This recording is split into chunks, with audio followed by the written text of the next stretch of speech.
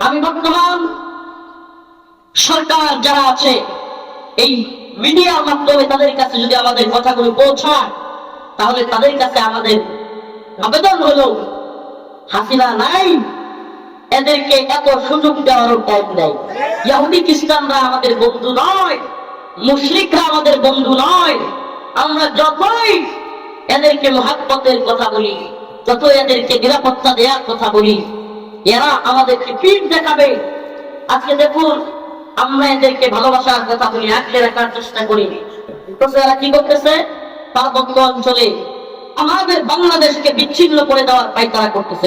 কি করে না? পার্বত্য অঞ্চলে একটা অস্থিতিশীল পরিস্থিতি তৈরি করতেছে।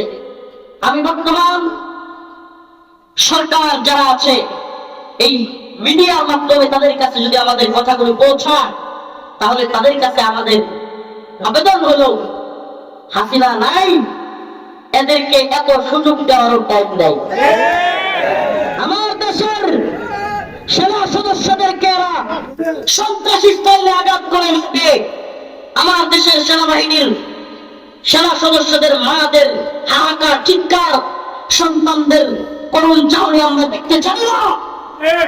এই পার্বত্য চট্টগ্রামের সন্ত্রাসীদের থামানোর সময় এসেছে। এরা বলে পাহাড় থেকে সেনা শাসন উঠিয়ে দাও, বাঙালিদেরকে উঠিয়ে দাও, সেনা বাহিনী উঠিয়ে দাও, আমাদের পাহাড় লাগবে। বাপ দাদাদের পাইছে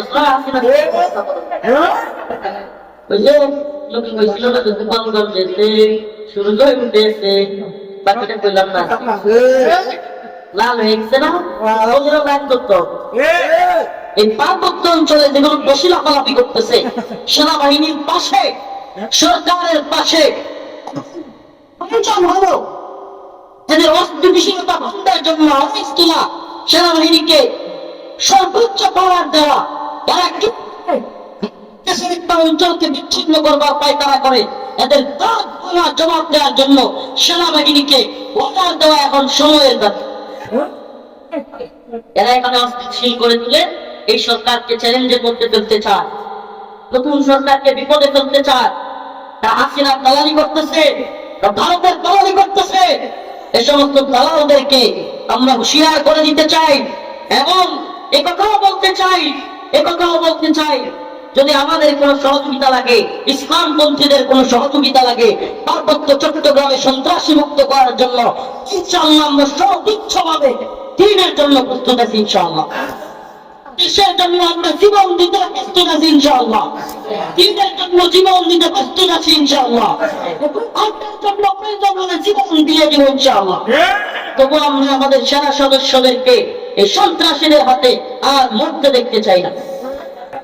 আল্লাহ পাক আমাদের সবাইকে দ্বীনের সঠিক বুঝ দান করুন, ভূখণ্ডের প্রতি, দ্বীনের প্রতি ভালোবাসা তৈরি করুন এবং ইসলামের সত্য এবং মিথ্য চিন্তার তৌফিক দান করুন। ওয়া আখিরু দাওয়ানা আলহামদুলিল্লাহি রাব্বিল আলামিন।